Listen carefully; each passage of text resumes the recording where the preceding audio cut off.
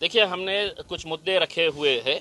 उन मुद्दों के अंदर हम ये चाहते हैं कि देश के अंदर कुछ ऐसा कानून बने कि जहां पर कोई भी किसी भी जात धर्म या उस धर्म के जो महापुरुष है उनके बारे में कोई भी किसी तरह की बयानबाजी नहीं होनी चाहिए, और अगर होती है तो सख्त कानून इसके ऊपर होना चाहिए। दूसरी हमने मांग की है कि ये जो राणे टाइप के पिल्लुआं छोड़े गए हैं इनके ऊपर कार्रवाई करेंगे या नहीं करेंगे। आप ये समझ रहे हैं कि सिर्फ जबान उसके मुंह में है और हम गूंगे मुक्के और बहरे हैं, हम कुछ बोल नहीं सकते हैं करके। बोलना हमें भी आता है, लेकिन हमारी संस्कृति, हमारी तहजीब और हमारा मजहब इसकी इजाज़त नहीं देता है कि हम किसी दूसरे मजहब के बारे में, दूसरे धर्म के बारे में हम इस तरह की बयानबाजी करें। तीसरा हमने ये कहा है कि मौलाना सलमान अजहरी जो है उन्होंने सिर्फ एक शेर पढ़ा था, उस शेर के अंदर किसी जात का जिक्र नहीं था, किसी धर्म का जिक्र नहीं था, किसी इंसान के बारे में नहीं कहा गया था। उस शेर की बुनियाद के ऊपर 1 साल से ज़्यादा का वक्त हो गया है, वो जेल में है।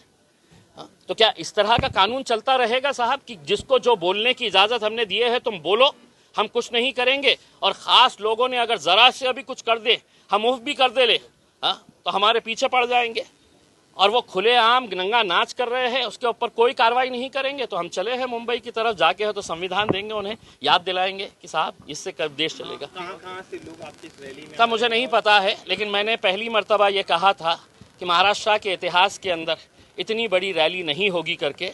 आप नासिक के बाद देखेंगे, मैं यकीन के साथ कह सकता हूँ कि हिंदुस्तान की तारीख के अंदर इतनी बड़ी रैली नहीं निकली होगी जो आज आपको देखने को मिलेगी। देखिए साहब, सरकार जानती है कि महाराष्ट्र के अंदर जो हरकतें हो रही है वो सरकार द्वारा ही चलाई जा रही है। पुलिस का कैसे इस्तेमाल किया जा रहा है, बहुत दुर्भाग्य के साथ ये कहना पड़ रहा है।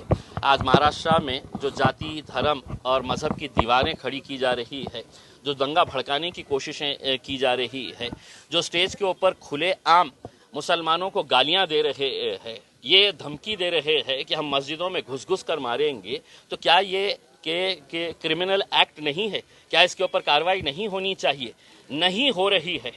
इस वजह से हमने ये फैसला किया कि हम मुंबई तक जाएंगे और महाराष्ट्र की सरकार, विशेषकर मुख्यमंत्री एकनाथ शिंदे साहब, जिन्होंने उस रामगिरी का समर्थन करते हुए ये कहा था की तुझ्या केशालाही आम्ही हात लावू देणार नाही, म्हणजे इसका मतलब ये है कि जो मानसिकता इस रामगिरी की है वही मानसिकता लेके महाराष्ट्र के मुख्यमंत्री अगर काम कर रहे हैं तो हम उन्हें यह एहसास दिलाने के लिए जा रहे हैं कि ये देश चलेगा तो कायदे के हिसाब से, ये राज्य चलेगा तो कानून के हिसाब से चलेगा।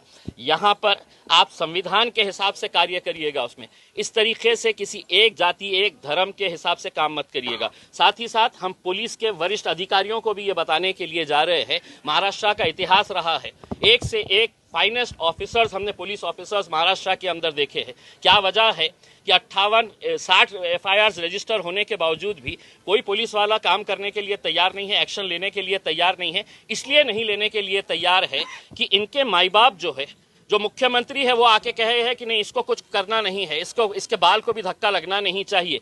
जब उन्होंने कह दिया है तो उनके नीचे के जो प्यादे हैं वो स्टेज के ऊपर खड़े रह के मुसलमानों को हर रोज़ गालियां दे रहे हैं। तो हम सिर्फ अकेले मुसलमान जा रहे हैं ऐसा नहीं है। मैं आपको ये बताऊं कि हमारे हिंदू समाज के एक हमारे भाई और बहन ने, उन्होंने 100 गाड़ियाँ इसके अंदर शामिल कराए हैं, अपने पैसों से उन्होंने 100 गाड़ियाँ इसके अंदर शामिल करवाए हैं, और सिर्फ उन्होंने ये कहकर करवाए हैं कि महाराष्ट्र के अंदर जो चल रहा है वो कायदे, कानून, संविधान के हिसाब से नहीं चल रहा है। आपने जो पहल की है हम आपके साथ